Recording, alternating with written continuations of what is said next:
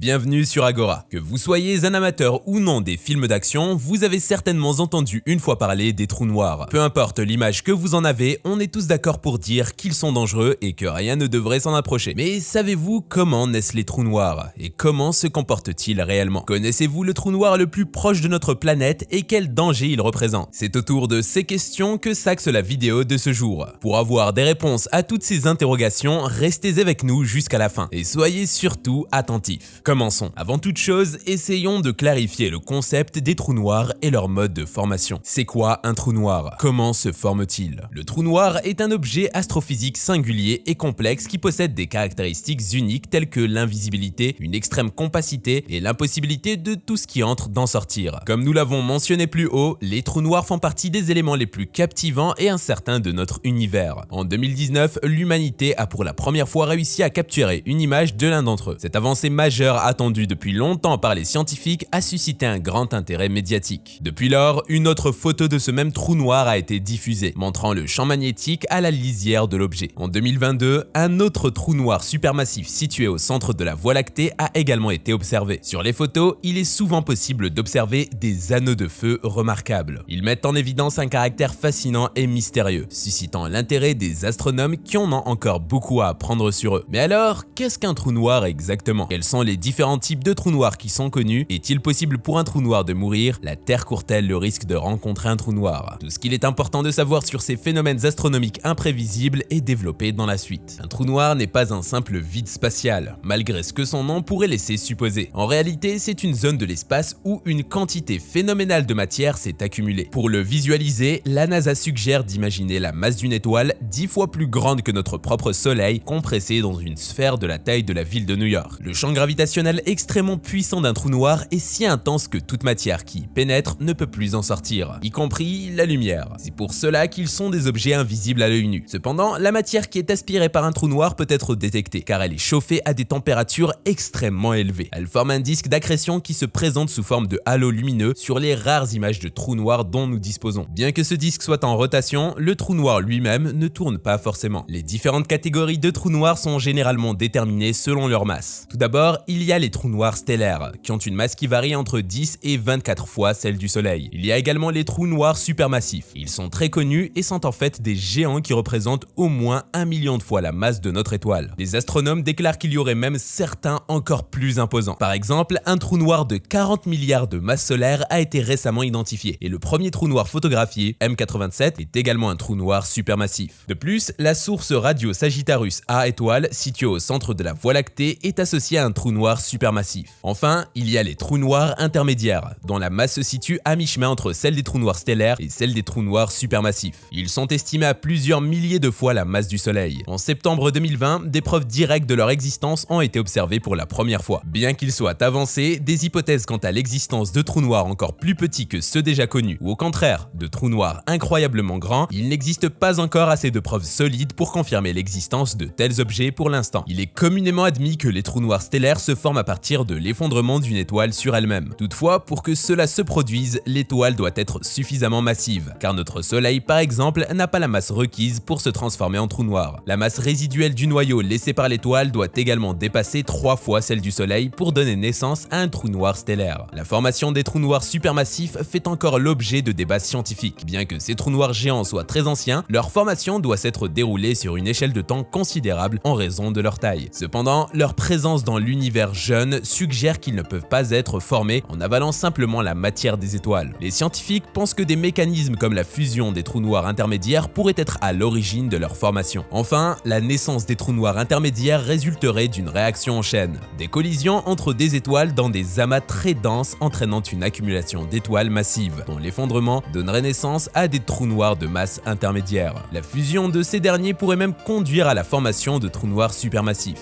Il est courant de se demander ce qui se trouve à l'intérieur des trous noirs, mais en raison de leur nature mystérieuse et dangereuse, la NASA a rappelé dans une vidéo ludique qu'il n'était pas recommandé de les visiter. Pour découvrir ce qui s'y cache, il faudrait franchir l'horizon des événements, qui n'est pas une membrane, mais plutôt une frontière géométrique au-delà de laquelle rien ne peut échapper. Cependant, traverser cette frontière implique de passer un point de non-retour. Si vous tombiez par mégarde dans un trou noir, vous seriez étiré en une forme semblable à un spaghetti, un phénomène appelé spaghettification par les scientifiques. La singularité singularité ou le centre d'un trou noir reste donc un mystère, car rien ne peut s'en échapper. Cependant, malgré l'absence de possibilité de se rapprocher réellement pour explorer son intérieur, les scientifiques ont recours à des simulations qui les aident à en apprendre davantage sur ces objets extraterrestres. L'une des approches les plus courantes pour détecter la présence d'un trou noir est d'observer les effets qu'ils ont sur leur environnement proche, tels que les étoiles et le gaz qui les entoure. Les rayons X qu'ils émettent sont également un outil précieux, en particulier lorsqu'une étoile s'en approche. Cette lumière peut révéler la présence d'un trou noir et fournir des informations sur sa masse et sa vitesse de rotation. Une autre technique utilisée depuis leur découverte en 2015 consiste à détecter les ondes gravitationnelles émises par leur collision. Ces ondes gravitationnelles peuvent être considérées comme un véritable messager cosmique, permettant aux scientifiques de découvrir et d'étudier les trous noirs situés à des distances extrêmes de la Terre. Il est impossible de dénombrer les trous noirs présents dans l'univers. Cependant, les scientifiques ont établi des estimations suggérant qu'il y aurait environ 40 milliards de trous noirs dans l'univers observable. Cela équivaut à 40 billions de trous noirs. Ils ne sont pas éternels, contrairement à ce que l'on pourrait croire. En effet, ils émettent des particules et peuvent s'évaporer, finissant par disparaître complètement. Ce processus est connu sous le nom de rayonnement de Hawking, du nom du célèbre physicien britannique Stephen Hawking qui l'a mis en évidence. Bien que les trous noirs aient une durée de vie limitée en raison de ce phénomène, certains d'entre eux peuvent persister pendant des durées plus longues que l'âge de l'univers, avant de finalement s'évaporer complètement. Les trous noirs sont des objets effrayants, mais la question de savoir s'il faut avoir peur d'eux est plus complexe. Bien que certains phénomènes tels que l'absorption d'étoiles puissent sembler alarmants, les chances que la Terre soit affectée directement par un trou noir sont extrêmement faibles. En réalité, les scientifiques se concentrent davantage sur les effets indirects que les trous noirs pourraient avoir sur notre système solaire, tels que la perturbation des trajectoires des astéroïdes et des comètes. Cependant, ces événements sont très rares et ne devraient pas être une source de préoccupation majeure pour la plupart des gens. Il n'y a donc pas de raison de craindre les trous noirs, mais il est important de continuer à étudier et comprendre leur rôle dans l'univers. Sagittarius A étoile, un trou noir en plein milieu de notre système solaire. Les images dévoilées fin 2021 par l'équipe de l'Institut Max Planck de physique extraterrestre en Allemagne sont époustouflantes. Elles montrent pour la première fois le cœur de la Voie lactée avec une précision sans précédent. Sur les images, il est possible de distinguer plusieurs étoiles en train de danser à des vitesses vertigineuses autour du trou noir supermassif appelé Sagittarius A étoile. Ce monstre est si puissant qu'il crée un puits de gravité intense qui entraîne les astres à tourner rapidement autour de lui. C'est un processus qui permet aux astronomes de l'observer et de l'étudier malgré le fait qu'un trou noir soit invisible par définition. Ils sont en effet parvenus à déterminer la position précise de ces étoiles et ainsi estimer la masse de Sagittarius A étoile avec une grande précision. Les résultats de ces observations ont montré que la masse du trou noir était de 4,3 millions de fois celle du Soleil, ce qui est contenu dans un petit espace de seulement 31 fois le diamètre de notre étoile. Les récents examens ont confirmé que les étoiles suivent principalement les trajectoires prédites par la théorie de la relativité générale dans les régions où le corps massif déforme l'espace-temps à l'extrême. La S29 est l'étoile qui s'approche le plus dangereusement de Sagittarius A étoile parmi les 50 étoiles observées. En mai 2021, elle est passée à une distance de 13 milliards de kilomètres du trou noir, soit environ 90 fois la distance Soleil-Terre, à la vitesse incroyable de 8740 km par seconde. L'équipe de chercheurs a également découvert une nouvelle étoile, la S300, moins lumineuse que les autres mais qui représente une nouvelle opportunité pour eux d'explorer les environs du trou noir. Afin de recueillir des informations aussi précises sur le cœur de la Voie lactée, situé à 26 000 années-lumière de la Terre, les astronomes ont combiné 4 télescopes de 8,5 mètres chacun appelés VLT au Chili. Ces géantes machines ont été transformées en un système appelé interféromètre, Gravity, qui permet une résolution équivalente à celle d'un télescope de 130 mètres. En 2016, il avait déjà validé certains aspects de la relativité générale, mais la collaboration dirigée par Einar Genzel a amélioré cette technique pour gagner en précision. Pour cela, ils ont utilisé un algorithme d'apprentissage automatique appelé théorie des champs d'information, qui leur a permis de modéliser les sources repérées par Gravity et de comparer cette simulation avec les observations réelles pour affiner l'analyse des images. La technique a été utilisée pour détecter des objets moins brillants dans la nouvelle étoile baptisée S300 et pour gérer la grande variabilité de Sagittarius A étoile qui perturbe tout le voisinage avec des bouffées de rayons X et d'ondes radio. En 2020, l'ensemble de ces travaux ont même permis à Einar Genzel de remporter le prix Nobel. Une chercheuse en trou noir, Daryl Haggard de l'université McGill, mène des recherches approfondies sur la variabilité de Sagittarius A étoile. Son équipe a passé en revue 15 années de données pour conclure que le trou noir est instable à court terme et imprévisible à long terme, avec une reprise des émissions de rayons X depuis 2017 dont les mécanismes ne sont pas encore connus. Cette variabilité complique la tâche des chercheurs, notamment ceux du consortium Event Horizon Telescope, qui tente de capturer une image de Sagittarius à étoile. Les données qu'elle obtient peuvent varier en quelques minutes, ce qui est difficile à gérer lorsqu'on essaye de prendre une photo sur plusieurs heures. Les gaz ionisés dans l'axe du centre galactique sont également un obstacle important, car ils floutent l'image. Les chercheurs ont donc dû mettre au point des techniques pour limiter cet effet et comprendre comment cela influence leurs résultats. Geoffrey Bauer, membre de l'EHT, affirme que l'image devrait être publiée en 2022.